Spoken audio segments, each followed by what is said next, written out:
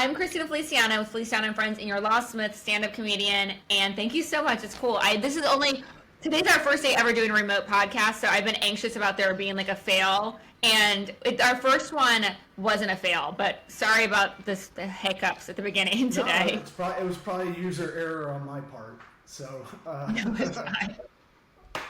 Well, you're laid back, so I appreciate it. So, I love stand-up. I'm excited I've tried to get a couple other like local stand-ups or when they've come into town to be on the podcast, and they haven't yet, but I'm really happy you're here. Tell me a little about yourself. What drew you to comedy? So I have a day career and a night career, kind of a Batman life of sorts. It's I have a marketing agency meets kind of small business consultancy firm. Where I help, growth phase for a lot of small businesses. And then at night, been doing stand-up since 2007. When I lived in LA, I started out there. And then, just kind of living that dual life. And then I'm a divorced dad with 2 kids, so I live that DILF life. And okay. The dad bod? No, I have a weird thing. I did my research on you, and I have some questions on what I need to do at 41, but I'll put a pin in that. I can help you. Yeah, it seems like you might be able to, because I'm on the cusp of really looking into that stuff. So. No, for sure. And been doing stand-up since 2007. And your original question, I believe, was I'm out of Tampa. If anybody listening. I have family in Tampa. We'll go see you. I'll go visit and we'll come see you. Well, at the very least, if we can't get a show, we'll hug in person. So it's not. Yeah, for sure. And then my family's wild. It's actually my late husband's family. I call them my family until they act a little bit up, and then I say, actually, they're my children's family. Oh God. Okay. Yeah. Yeah. That's a connection for sure. That's good. Good on you that you keep that connection. For sure. Yes. Yeah, and so I've been out of Tampa. I lived in LA for about 5 years and then moved back because I saw the forest for the trees. LA was becoming kind of a dumpster fire, and I think I nailed that one. And then my whole family's in Rogan, so he's always talking about that. Well, I mean, I lived in Marina del Rey, right under Venice, and Marina del Rey was nice, and then you go up to the Venice Pier and above, and it was like campers and homeless people, and it was just like, what is zombie land out there? So I walked from my place in Marina to Gold's Gym, the famous Gold's Gym up there. See my boy Lou Ferrigno and give him a little shit. The Incredible Hulk team. Yeah, I know who he is. I don't know him personally, but I know who you're referring to. Yeah, man, I'm aging myself. I mean, I'm 41. That's an old reference for me. I'm older than you. Well, I'm 42. You look younger than me, so I will take your advice. All right. And just been doing. I kind of was at that point where I was spinning too many plates, and now I just focus on, work, being a dad, staying healthy, comedy, and the podcast we do. And so I'd be remiss if I don't. I do plugs up front so I can get it out of the way. No, please. That's why you're here. Just so you know, we'll have to do a clip on Instagram of your plugs because no one's really watching my podcast yet. Yeah, it's all about clips, and that's fine. Yeah. If you send me all your Opus clips that it looks like y'all are using, I'll use them as well. But Locksmith Works is my personal website. ROIshow.com, like return on investment show. ROIshow.com is a podcast, and my company, if anybody needs small business help, it's solvinghow.com. So because that's and do you do marketing, or what do you do for the small businesses? So I have a background in writing business plans. Like I'm kind of atypical for a lot of comics. Like they think of me as Mr. Business for some reason. Yeah, that's cool. It's cool. I think the more I do, the more I can do, if that makes sense. Yeah. Like when things are I'm getting stuff done, I do get it. When you're looking for a career, whatever you're doing, it's really about what is satisfying for you. It's not going to make you happy, I don't think. Yeah. But what's satisfying you? It looks like, from what I can see from your stuff, Yeah. On your Instagram profile, it looks like you get a good satisfaction of making this transformation for people. Yes, for sure. I feel a similar way.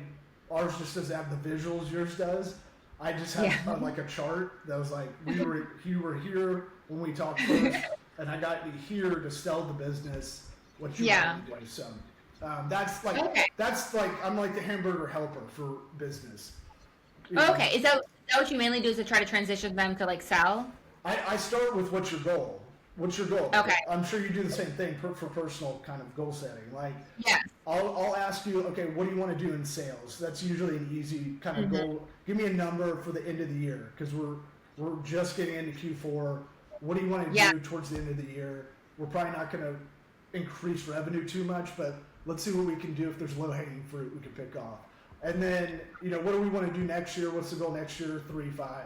Let's talk about that. And then what's your end game? Are you looking to sell this eventually? Are you looking to expand it, then maybe sell it? Or, I'm working with a lot of private equity firms that are doing, there's not really a term for it, but it's like they're gobbling up mom and pop businesses that don't run their operations well, don't really have marketing, but they've existed forever. And so these PE firms are, buying them out, running them like a real business, and then gonna flip them. It's like 5-year plan. Like, okay, very cool. Yeah, so those are the best because like the PE firms, they need a lot of help, and they need to go to client or go to kind of agency to do it. Okay, that's cool. Yeah, and I bet you're like a good liaison. That's really Well, stand up helps, right? I do a lot of I go up with nothing for a set list a lot of the time. And so, you do? Yeah. Well, I'm pretty risk averse in everything in my life except for that. That's like my skydiving. That's interesting. Well, I started kind of getting bored with my material like 10 years ago, and then I was like, let me do this. Let me see if I can try to do this. I heard Jim Carrey did this one summer when he was at the Comedy Store, and he bombed 2/3 of the time, but he murdered the other third. And it's like, you really, with stand-up, it is an entrepreneurship kind of thing. You're a lone wolf. And it's kind of like, if you're not challenging yourself, like personal physical goals, like, what you're trying to get your clients to do, it gets boring pretty quickly. You hate your own material already, almost always, because you don't think it's good enough. And that's a good thing. I think that low self-esteem is good. No, so when you have no set, what do you do? Just like from your brain? Like, do you have is it like things in the audience, you ask people questions, or like how does that work? Well, now I try not to I try not to go like, where are you from? That's kind of like hacky crowd work stuff. And like I'll try to include them in a bit if I can. If I'll be like, this guy knows it. Like I've talked about, like, this is the worst time to be an old white guy. Like we were crushing it for 2,000 years, and now right now it's not cool. And then I'll like find a white guy and be like, it's pretty cool, and then I'll wink at him. But like, I don't do a lot of like political stuff. I do. Let me work on a bit tonight about the Cracker Barrel logo, and I got in a fight with my ex-girlfriend about it. So what side were you on? She called me racist because I like the old Cracker Barrel logo, and I go, why am I racist? Look at the logo. It's yellow background. It's black, right? You're really taking a black man off of the logo. You're the racist, not me. You want to take a black man and his barrel off that logo. I want to keep it. So, and that was kind of a real conversation we had. So, I'll emphasize ex-girlfriend. So, on that. But no, I talk about, very broad stuff, but I don't know. I'm always like, this is the place we could talk about things you can't talk about in the office or with your family. I'm at a bar. I'm at a barbecue, and I just got a louder voice than everybody because of this microphone. Yeah, no, it's funny because Izzy's she is my office manager at work, and then also she records the podcast, and she was like, she was the other day like, I think if you were more yourself, that like you would get more followers, and then she came back like, maybe not even 5 minutes later, she's actually, you'd be canceled. Don't be yourself. Like, I know authenticity. I think that bleeds through. I think that's what people like in these long form conversations. Is like, yeah. I think you should be as genuine. I mean, don't tell. Don't I tell think I your have a lot of like address. dark humor though, and things that can be like misconstrued. Well, it's intention though. Like, there's so many Yes. I've whiffed on our podcast that my intention is like, I'm trying to make my co-host laugh, who basically doesn't at anything I'm saying. So I'll giggle to myself a lot of the time, but I think it's like kind of like subconscious and kind of body language and tone. Like, if you're playing around, I think people pick up on that. I think we get worried about, like, we see people getting canceled or whatever. It's like, you can't cancel me because there's nothing to cancel. I'm an empty bag. You can't do anything to me. I don't care. Right. My friends and family know who I am. You're never going to tell them that. Yeah, I mean, I care because I have a business, but like, I have a business I feel like too, it's for my business. But like, I know, I feel like I have to keep a lot inside. I don't know. You're out there. I want to I get saw the place that you are. I saw parts of your story where I was like, oh wow, she's talking about getting arrested. That's pretty awesome. Yes. But I think that's a shared experience that will help the show a lot. That's what people. Yes. And people love a redemption story. It sounds like you've had one. No, for sure. I'm not quite, I'm like, I still don't have my kids. I'm not all the way there yet. And I still have I lost a lot that I've still yet to get back, but I'm on my way there. So for sure. Okay, so let me play it this way. You can see I'm like a consultant, but right. let me play it this way with you. You got good dimples. That's number one. So right. Thank you. Thank you, Mama. You look like AC Slater with the dimples. So just the peak dimple game. But I would say part of the long game of people listening, every week or however much you put it out, is that transformation. Part of why I loved Mark Maron's podcast was like when he started it, he was like going to kill himself, and then he was just such a good interviewer and comic, and then people gravitated towards the podcast, and he really did some great stuff. That part of the listening week to week was his story of him gaining fame and self-destructive, because if there's one thing with comics, we're all kind of like a little bit self-destructive, and we'll get in our own way a lot of the time for no reason.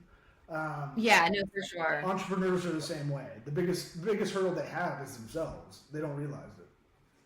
Yeah, well, I remember we had gone out. It's these event comics. It's kind of funny because there's a Comedy Zone here in Jacksonville. I know it. That is exactly. And have you ever been to the Comedy Zone? I think I've done it. I don't know. I've done a lot. It's like everyone always talks shit about what a hole in the wall, because it's like but it's great. So I lived in Jacksonville for 17 years. I've gone to the Comedy Zone hundreds of times, but I know one time we had at the time he was kind of like a big comedian. He was so funny.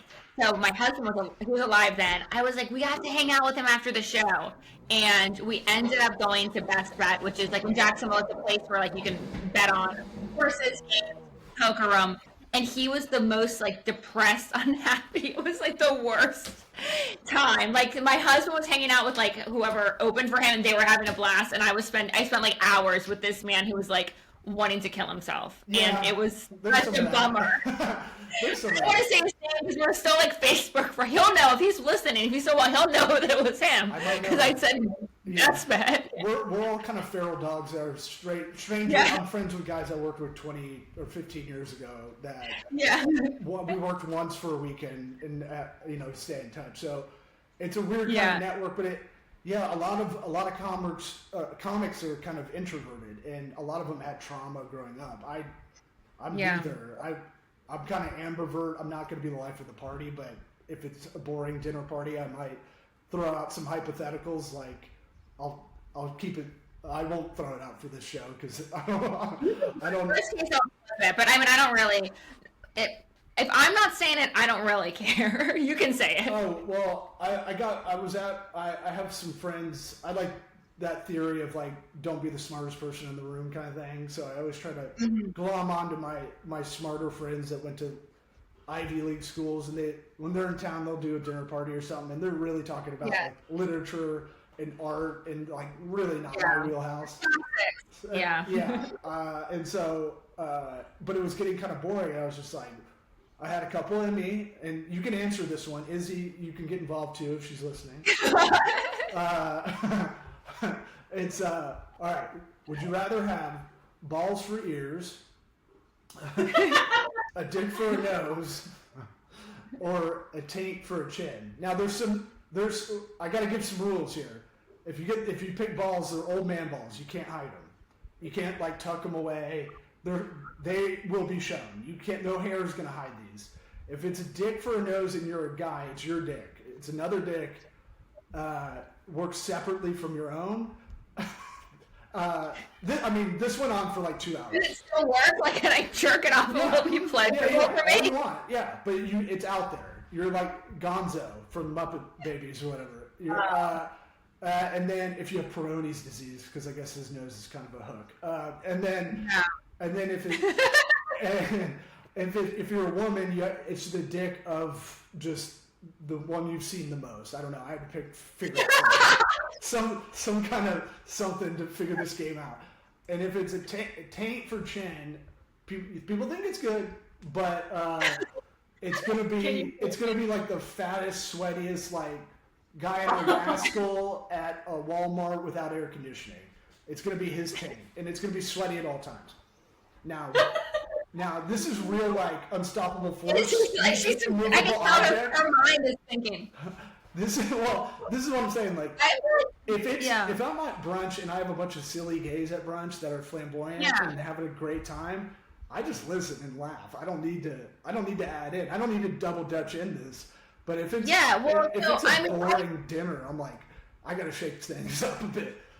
So with the balls, I mean, I feel like the balls for your ears would be the best. I mean, I guess the dick, if it was like you could like jerk it off and it was pleasurable. I don't know. See, you thought this was silly. It's actually a hard one to answer. And I like that I appreciate and I'm grateful you spent time critical thinking about it out loud. Yeah, right, exactly. I go dick for nose, personally. Because sneezing already is awesome. Well, I feel like as a female, like there's like a face card, and Izzy's pretty girl too. So I feel like with the face card, like you have to just the balls for ears is what I'd have to go with. They're old man guys though. You walk at a fast pace. Like, they're a metronome. Can you throw them over the shoulders? Yeah, she's wanting to know if you can goofy them over the shoulders. We'll allow it. Yeah, but I mean, we're talking that's a lot of length. That secures. You could put a gauge in them, I guess. That secured Izzy's vote. She said if she can like behind, then that secures her vote. She wants balls for ears. There's no right answer, so it's just really a psych test. I'm with Izzy. We think similarly. I just use my go-to on the dating apps because there's no cool way to like say hi on them. Is I think I have that hypothetical in one of them. That's to kind of weed out anybody who's not down with. I think there's two kinds of people. There's people that think penises are funny, and then there's liars. And they're never not funny. Like, it's never not going to be dick joke. If you're too good for dick jokes, I don't trust you. You know? Like, this thing grows on an adult man when he gets excited like a golden retriever. I'm not. I like. You can't yes and that. But I'll use if anybody's listening and needs a way to start those dating apps. I've kind of fell into a psych test of a first question of what's better, cake versus pie. Oh. Instead of saying hi or hey or just like these like nothing kind of things on these. I know. But I fell backwards into it, just kind of getting bored with those things, those conversations. And how women answer this is kind of interesting. So they're like, "What do you mean? What's better? Like, what kind of pie? What kind of pie versus what?" Oh, I was gonna say pie right away. I said pie is the correct answer, I think. But correct. The way they answer it tells me a lot about them. Like how much background they need to answer this critical question. Can they make a decision? Indecisiveness is not attractive to me a lot of the time. Okay. Or they overthinking stuff. Yeah, it's not. Can they just kind of play around? I've had long ones where it's been like 40 messages before they can answer it. It's like I find it became like a Rorschach test. They're asking like so many questions about like the different types. Oh, and I'll answer or it. like Yeah. I go, well, it's pretty simple. What's better? And I think most cake sucks. Most cake you have sucks.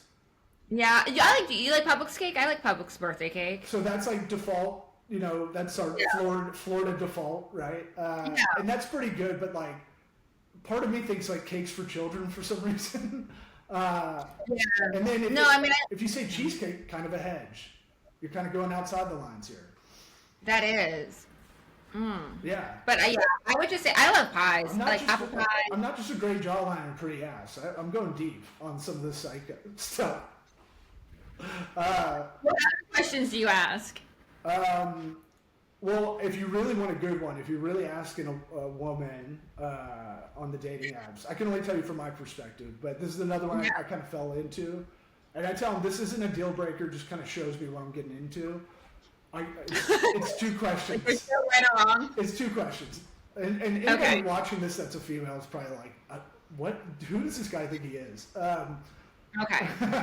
He has a Peyton Manning forehead, and he's throwing out this shit to women.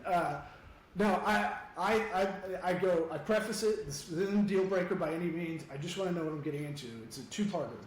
What is your relationship like with your parents, each of your parents, and what's their relationship like? And that's going to tell me a lot. Oh. Well, the one thing I don't like to do is talk bad about my family, but... You don't have to. No, but I feel like, because my mom and dad listen to this. What I was going to say is, like, I have a really good... Sorry. I have a good relationship with them, and they're still together, but I feel like there's a lot... So that would give you, I feel like, a false good impression of me. That's what I'm going to say. You could have told me this offline, but that's fine. No, but no, my parents are great. They are. I They're still together. Like it's odd. It's really odd at this point. I never thought I'd get divorced at this part of my life, but here I am. So. You know, but you know, it's one of those things where I have a great relationship with each of my parents. I think that matters, but you know, I was like, I think I want to date a girl that has a nice dad, like a good dad. Like, oh well, Izzy does my dad. My dad works with me, so. Really? Yes. How can you do that? Yeah. So, I have my own business. I saw. Yeah. We don't really have like an HR. So. Well, it's small business management. So my undergrad's entrepreneurship and family business management at Auburn. So a lot of my classes were about how to handle this kind of stuff. Well, the thing is, so I grew up. My parents, our family business was racing horses. So my grandfather and my father owned a big thoroughbred racehorse farm, and they raced horses. So they made money by winning horse races. They also made money by breeding the horses and selling the foals. So I grew up with my whole business was my grandfather and father were in business together, and then even my so I grew up with business being family. For me, it's not that. It's a tough line. I was talking to someone last night ago, like. The third by the time it gets to the third generation, a lot of the time it's hard to carry over. Same with any kind of wealth succession. It usually peters out about third, fourth generation, no matter how rich the main person was, you know, the main moneymaker. But you would just have to establish rules, just like anything, and really stick to it, like boundaries and whatnot. You know, it sounds like if you're doing that data, I don't know if we've done that, but. Well, you can get, you know, get someone like Izzy to come in there as someone not related, I'm guessing, unless she's related.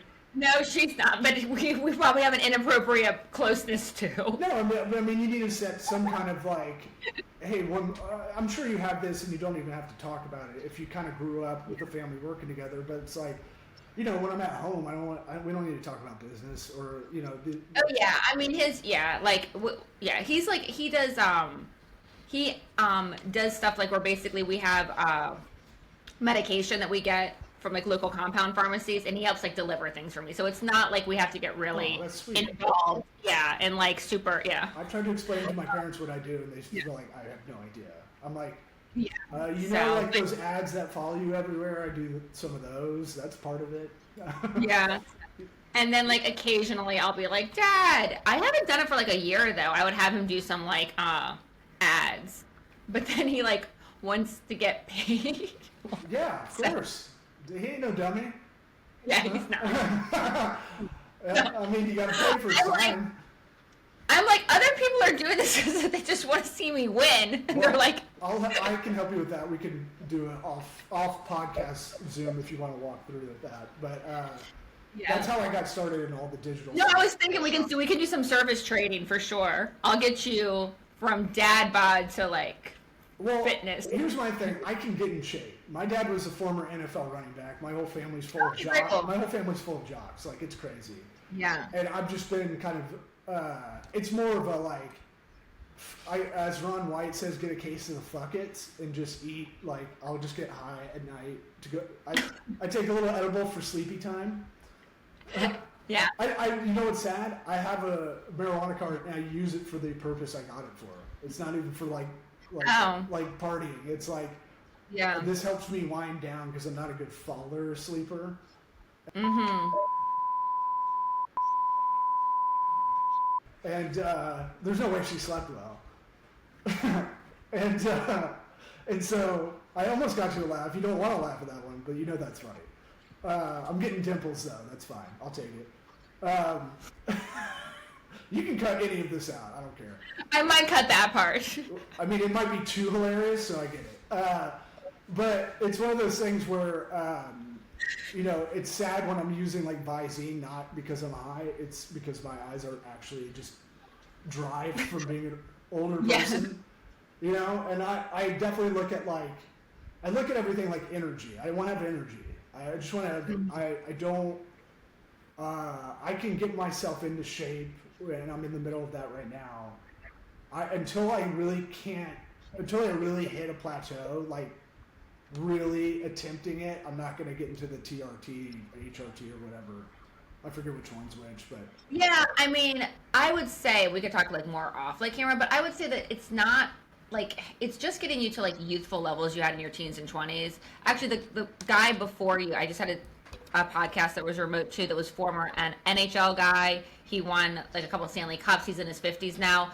But he was just talking about how it just gave him kind of like motivation again, because it's just the male hormone, right? So like you just get, usually when you're 30 or above, your levels are going to be lower. And there's a lot of stigma about it being like for ED, which is nothing to do, it does help with libido, but it's nothing to do with erectile dysfunction.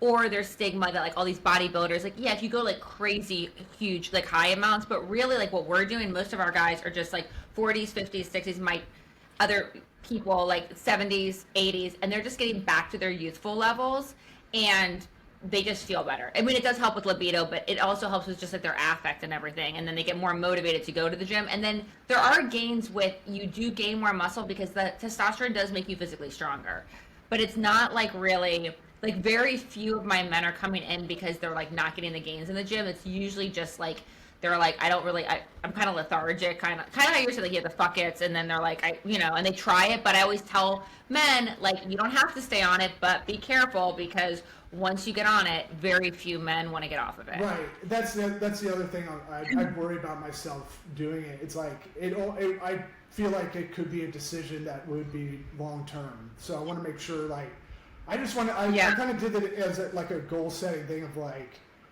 I got to my fattest fat of like 220, and I was like, I'm 5'11", that's too much. That's way too much. Now, to be fair to me, I have a 33-inch waist and 29-inch thighs, so I'm like a Brazilian woman. My ass is caked up, so it's kind of like, it don't quit, it don't take any days off. And I work out at a bodybuilder gym, the Southern Mecca. Shout out to Powerhouse Gym. So I'm around, like, by the way, nicest people you'll ever talk to in a gym are these bodybuilders, because they were so insecure growing up that, like...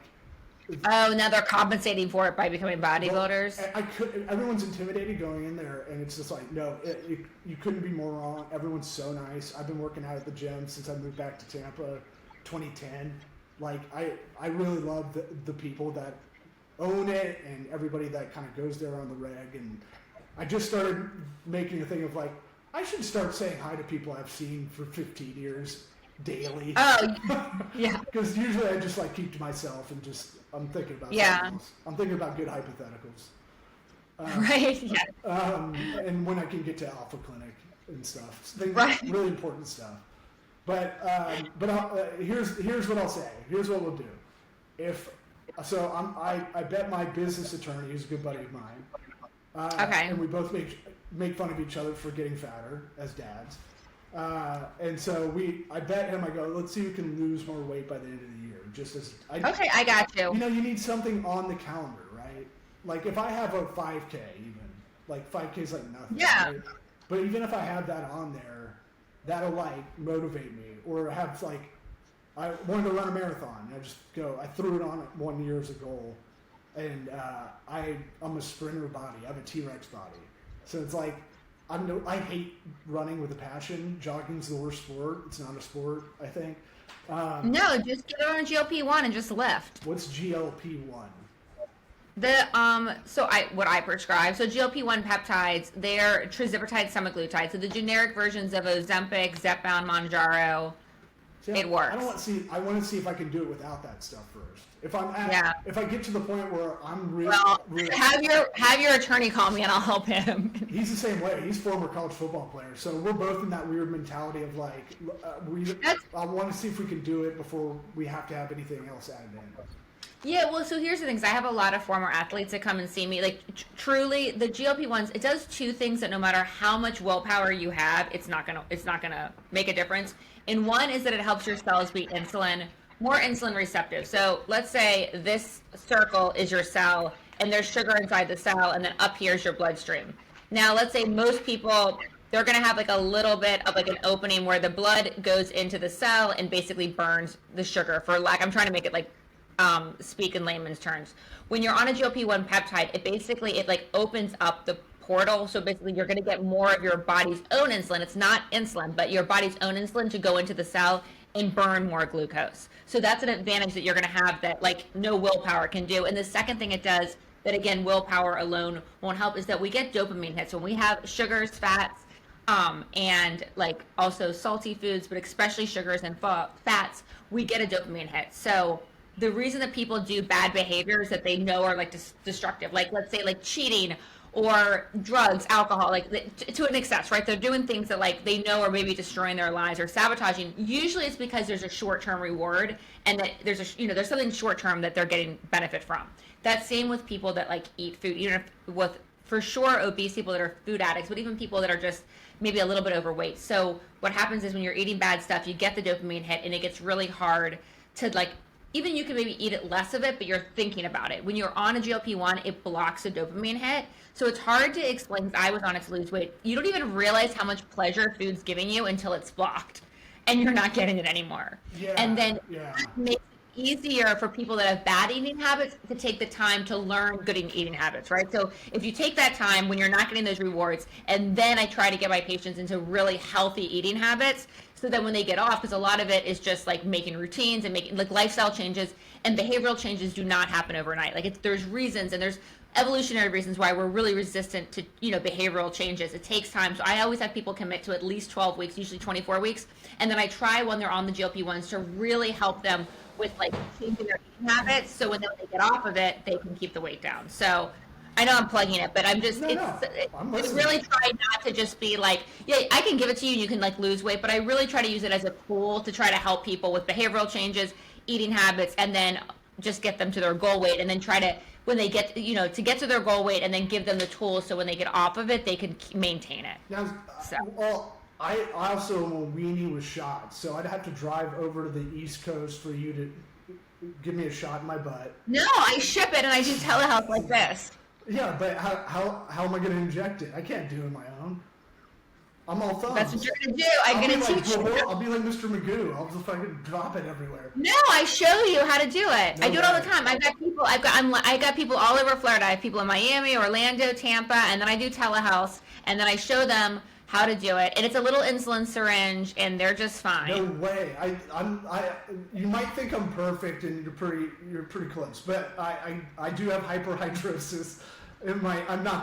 I think faux confidence is hilarious. So sorry, but I have hyperhidrosis in my hands, so my hands are constantly sweaty. I'm not doing Botox. I'm not gonna do that. Just everyone pitches that. I'm like, I'm not putting botulism in my hands. 30 shots once a month. That's wild. I've made it 41. I'll just everyone, when I shake their hand and meet them, sometimes they just think I'm nervous or something. I don't know. Yeah. I don't care anymore. I'll do the Howie Mandel fist bump, but right. But doing a shot on my own in my beautiful alabaster, big huge buns, hairless on the side. No, it's not. It's not. It's in your abdomen. Oh, even worse. What? No way. Yeah, it's not bad though. It's a little insulin. You remember when you were like younger and you get the little TB test, like the TB test? No, I would be like, do whatever you need to do. And okay, well, it's a small insulin needle. Look, I know it's this is not. Or you can have someone do it in the arm for you. Maybe my co-host says he'll do the shots, but he doesn't know shit. He just said he'd do it. Well, send me some people that are not chicken shit and want to lose weight. Izzy, come over here. I need your help once a week. Izzy, all right, she's coming. I'm coming. Sorry, I feel like I've derailed your whole episode. What's up? All right. I just need you to come to the west coast of Florida once a week. Give me a shot. Oh, okay. But I like that you're on camera now. Yeah. I couldn't see you before because we were trying to do tech stuff and it was. Yes. Yeah, so she's amazing. She does all this stuff. Yeah. Except I have no medical licensure whatsoever, Yeah. so no injections. I got her from Mavi, so Yeah. you don't know Jacksonville, but Mavi's a little restaurant in town. Yeah. And this girl a couple years ago wanted to get out of the restaurant business. Server to med. Yeah, and then We'll hire. and she ended up. How about like a real business thing is really hire on personality, hire on like the ability to figure out something. It wasn't that. She pleasantly surprised me. I had somebody else that was working at Mavi that was just like a summer intern. She actually did not think that I was. I didn't think she was gonna make it that much. And the girl, I got your back. yeah, and the girl Becca, she had her friend from Mavi that was like, oh, she's gonna be great, and then they had a falling out, and she was like, don't hire that bitch, but she's like, I know another girl, like, and she'll come. So then I get this girl that comes in that says, how old is she? She's 21 now. She's 19 at the time, or 18, and she's like, I worked at Mavi and I once did something for Mary Kay, and I'm like, fuck it. I just you can come. We'll it's not gonna be we need a warm body. And then she's absolutely crushed it. Like the sales that we had with her, she's become office manager. She does incredible work. She had a baby in February. Whoa. She's only in the office on Mondays, and then she works remote Tuesday through the rest of the week, and she does all the things behind the scenes. We have 500 up to 1,000 patients. Yeah, but you still hired on personality. Like whether it was a conscious sit down with a clipboard or something, or it was subconscious that you go. She has grit. That's what it sounds like figuring shit out on your own, being autodidactic. She's no, she really is, and she does all the podcast stuff. I sometimes think about if she leaves me, it's not going to be good. And I'm really difficult too. Izzy tolerates me, but everybody, I'm fortunate. I have a lot of really good friends who've been friends with me for years, but to be a boss to work for me, it's not great. There's been several people, several people. Why do you think that? Well, hiring your friends is tough. Izzy can explain. It's a fun environment, but you gotta have thick skin to make it with our. I would guess. Can I take a guess? From the little I know about you, I would say you have a kind of personality that you hold yourself to a high standard and you expect that out of others. Wow. Yes. Yeah. Yeah. Mm-hmm. And so gotta fit the bill. Right. There's a couple of great tests you could take, personality tests for work. One's called the predictive index, and my friend took it and she sent me her thing. That's what she said. Said. And it was that makes total sense. If someone's 5 minutes late for us meeting for a drink, she's like, what the hell? And because she gets there 15 minutes early, she expects that of other people. But it's not real life, right? It's it helps your expectations too, as being that prolific worker that is the manager and boss. It'll help you kind of realize a lot of people are not like that. And then there's another one called, this is the best one. We took it in 2017, and the further we get away from it, the more correct it was. It's called the Asher Strategies Questionnaire. And it's mostly related to sales, but what it does is it'll give you a score for every job in like an office, right? So like my highest score was dynamic CEO. It's like I can start businesses, I can grow them, but I'm not my corporate CEO score was like 68. It was low. Okay. And then my director of operations score was like 89. And then under that was 88 was director of marketing, which makes sense because to me, marketing is way more about process and ops and math now than it is about Mad Men era sitting around with a cigarette ad, like going a little creative. What it does also have is an ego empathy score, right? But this is what's really interesting. This is why my co-host Eric Redinger and he worked at my agency for a while, and we worked together on the podcast for a long time, 8 years, right? Never been in a fight about anything work-wise. We work together a lot, and it's because we supplement each other in terms of ego empathy, right? So mine was like 80% ego, 80% empathy. It's like I was happy with that. That's good enough, right? If you have too much empathy, you're gonna get bulldozed over, right? If you don't have any empathy, you're a psycho. If you have so much ego, you're kind of gonna be a dick. And if you have no ego, you can't push the ball forward, right? So and then his was like kind of 50-50, like right in the like they give you like a Y and an X kind of chart. Yeah. And he was like kind of miffed by that, and I was like, no, this is why we work well together, because I'll get kind of manic and kind of overwhelmed a lot of times. Like I want to get things going, and there's a lot of moving pieces, and sometimes if I get sick for a day, I get out of my routine and all kind of it's a domino effect, and then I'm like, gotta get back on track, Where he's steady Eddie, where he doesn't get any of that. He's very just calm all the time. So like. It's a good working relationship. So how that works is like it shows you how your dynamic is with other people too in the workplace. And then there's a fun one called an Enneagram. Sorry, there's a fun one called. Yeah, I did that one. Okay, Yeah. What are y'all? I don't know. So the other, I actually don't even all my friends know this. So there had been like a millionaire matchmaker here in Ponte Vedra that had reached out to me. So they've done it online too because they need these old men pay, and then they need women that don't pay to be participants, right? So I'm like, that's the supply and demand market there. Exactly. So I have like one so like a Miami person I've reached out, so I was like, all right, I'll do it. I have never gone out because they've sent me the men, and then it's been no. So the one in Ponte Vedra had me do one, and then I don't even know if I showed you the pictures. Did I show you of him? No. Yeah, I'm not supposed to. It's supposed to be confidential, so I won't. But the Enneagram, I can look up what I was because I just did it. Allegedly, this is what you might have find it. Yeah. Yeah. Just give the legal speak, just in case.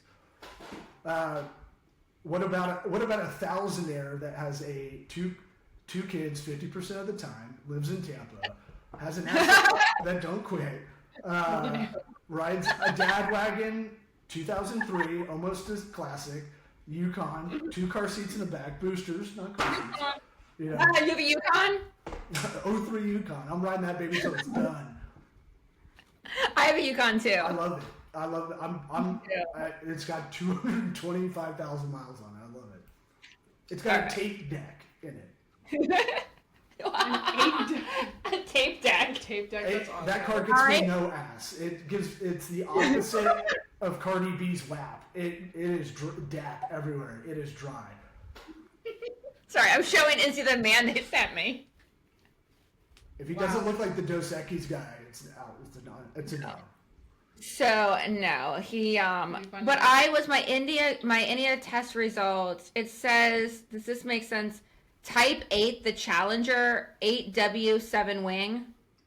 I don't know them all offhand because there's like you have 9 numbers and then each has a wing to it. Yeah. I think I'm the enthusiast. I think I'm a 7 with a 6 wing. Oh yeah, I'm a 8 with a 7 wing, and that's more like your alpha type. I think I think I am. Which makes sense. I mean, your clinic's called Alpha Clinic. I mean, it's yes, it's right there. It's all right under our noses. Yeah, it was like I know. Yeah, it wasn't. Well, I'm trying to find it, but when I did read it, it did seem like it was pretty like spot on. Oh yeah. What's good about those is it is like if you write a script, it's really good for characters and how they interact with each other. That's like cool. a good cheat code. It's also like it's as much value as like the love language stuff, which is kind of or Myers-Briggs, which is meh. I think like all of them for the love language. Yeah. That's the joke I say. All women say. Yeah. I'm all 5. And you're like, oh. Yeah, exactly. I'm like, when I see them, I'm like, all of it. Well, I know I'm affirmation receiving because I'm a comic, so that instant kind of like stand-up's the only thing you do that you know exactly how well you're doing in the moment. Like that's true. And you practice on stage. There's no like I can't do it with a hairbrush in the mirror. Not anymore. But I have 2 older sisters, so I had to do some of that, but to like 4 non-blondes instead of stand-up. Yeah. And I cry. Oh my God, do I cry? Yeah. So so for your podcast, how do you get your guests, and who's your most famous guest that you've had? We were just trying to think about that. We have like people that shouldn't come on our show. We have booking agents that hit us up nonstop now. It's kind of crazy. So we need to start reaching out. It's ROI. If you see behind me, that's right. Yeah, that's right. Return on investment. We had success with Sweat Equity as a name, as a trademark that we sold. So I was like, let's trademark another business term. But it's kind of like good. My whole thing was always like business has some of the funniest stuff in some meetings, some of the funniest characters, but like it is I do try to get people on there kind of like really ask for advice. Like I'll ask both y'all the question we ask everybody on our show. And again, you think I'm just a doofy guy, but I'm going to get real deep on you. What advice would you ask your 13-year-old self? Or what advice would you give your 13-year-old self? Excuse me. Oh. So you go to Bill and Ted's, I'm going to vamp so you can think. You go into like a Bill and Ted's telephone booth, you go back in time, you're 13, and you can find yourself and tell them one thing. What would that one thing be? It's me from the future. Trust God that this is not permanent and God's in control. You're not. Oh wow, that's a atypical answer. I would say I would say it would be spiritual as well. So I would say for myself, don't do drugs and alcohol. It's not going to serve you. It's gonna give you a short-term pleasure, but it's going to destroy your life. So just don't do it. It's not a good path for you. And then I would say, which I think I already thought this at 13, but that family's the most important. So find a good man, get married young, which I did, but I would still say like that's a good thing, and just focus on your family. Yeah, I mean both are really unique answers.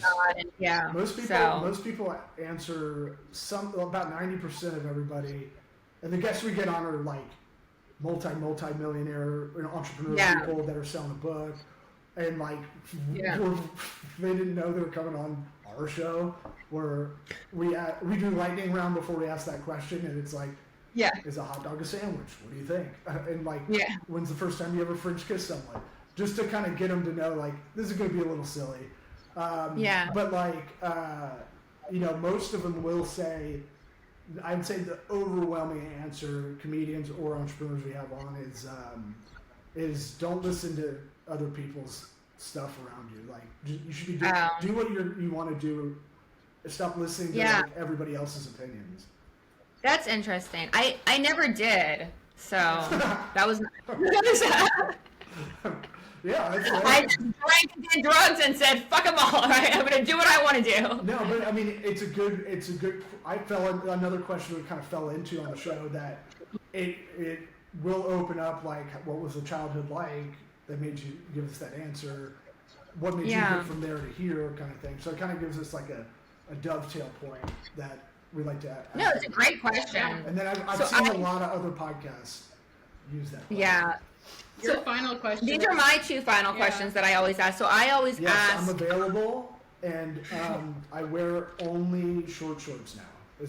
I only wear hoochie daddy shorts.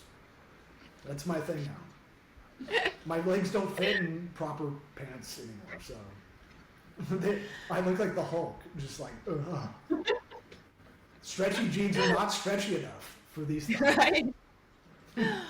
Oh my goodness. No. The question that I ask everyone is, so I'm like, I think I'm a little funny, but I have like a spiritual side and it's serious side too. And I do believe like there's a lot of suicide, I think, because people don't have a vision. And it talks about in Psalms that a man without a vision perishes. So I always think it's important for men and women to be forward. I mean, we want to live in the moment, but be forward focused, because it's interesting. Chris Rock actually said, and I used to joke with my husband, that everyone's like, life is short, life is short. And they're like, for most people, I mean, my husband's life was short, but for most people, life is long, and the decisions you make now are going to affect you, you know, for years to come. So I always ask, what is your 5-year like vision? Like, where would you like to see her? It's a positive question. It's not like, where would you like to see yourself in 5 years? Where's the vision? In a house with my kids is the goal. I'm constantly kind of updating those goals, the long-term ones. Between Thanksgiving and Christmas every year, I got in a habit of writing out a goal list. Like, take that time and like, it'll be about 20 different ones. Some are easy to give you small wins. Some are like, hey, maybe like read a book a month. You know, they have to be SMART goals, whatever that acronym is. You know, but a lot of them are like, I really want to be a good dad for my kids. So I really kind of I ask a lot of times. I go, what would a good dad do to myself? And I'm like, I should all of them do that. And I have great kids, and I like. My thing is, their mom I met doing stand-up. She was a comic. She doesn't do it anymore. Okay, cool. Nice. But I'm like, if they do stand-up, I fucked up. Like, the Chris Rock rule, you bring up Chris Rock. The Chris Rock rule is keep her off the stripper pole, right? Well, I'm gonna put an addendum to that, keep them off the microphone pole as well. Because if you go to any stand-up showcase where there's a lot of comics, or an open mic, God bless you if you're in an audience and go see an open mic. It is just no dad, bad dad, apathetic dad, checked out dad, drug addict dad. That's all the reason they're there. And I'm like, I'm you know, the exception to that. Makes them funny. Well, I don't know if you need trauma to do it, but it helps. I mean, it galleries. I'm sure the genes too. I'm sure with you and your ex or your wife, you guys are naturally funny. So I'm sure there is a genetic component where your kids are going to be really funny. Well, I'm proud that they understand humor. Like, they knew sarcasm at 2 and 3, and I was like, fucking did it. I did real good. You know, like, because kids don't get sarcasm when they're little. They're like, what? Like, it confuses them. But they're both very bright, and like, that's the half Asian side, though. That's not my white butt C+ side. But you know, that's really the focus. Is, you know, I want to be in a house with them that they have a stable, you know, they don't know any different. We were separated when they were babies, so I don't know any different of like not just having them solo without any help. Really. And I had to really figure that out watching YouTube videos on swaddles and like, you know, what to do in certain situations. So I really try to focus on that. But yeah, that's the primary focus. But yeah, getting a house that's stable, and hopefully my gay dog will still be alive. He's 10 years old. I have a gay dog. Did you say? Yeah. He likes dude dogs. Only. When did he come out? When he's a puppy. I mean, right out of there. He doesn't do anything like woof woof or any of that. He's a strong old gay dog. He's got principles. You wouldn't know he's gay, you know, until you see him around other twink dogs. The dog park's trouble. That's all I can say. We have to go at weird hours. What breed is he? He is we got him as a rescue. Oh, my then wife came home drunk after brunch and was like, "You wanted a border collie, right?" And I was like, "Don't ever go to the rescue wasted after brunch." What? She came home with this dog that's looking at me like so nervous, and explosive diarrhea on her exposed cinder block walls. which, by the way, really tough to get out. I don't know if you've had that. That happened, but he is a Border Collie Boston Terrier Pit Bull mix. Wow. And if you look at my Instagram, I'll put him on there if Law Smith works. Okay. But, or you can shoot Izzy a picture and we can post it too in this clip. Yeah, but he loves me, so I think he's just going to be an old gay man that just is by himself. Oh, well, hopefully he's here for 5 more years. Fuck him. Bojack's is on my bed right now. Is Bo Jackson? Bojack's is my man crush Hall of Fame #1. Yeah, he's half the reason I went to Auburn. I was like, where did Bo Jackson go to school? I'm gonna apply there. That's cool. Wow. Yeah. So And- you know, he was an all-star in the NFL and MLB in 1 year. No one else has done that. And then the final question that I asked before we get off is, what is your and then at the end too, we usually do like a picture with this background. We had to turn off the light because of but we'll do a picture with you like on the camera. I'll take a picture like Okay. Is there okay. preferably Bourgeois. I can do kind of a modesty pillow or something. I can go find a throw pillow somewhere. It would be a big pillow for sure. Big pillow. Is there a pregnancy pillow here? I need a big one.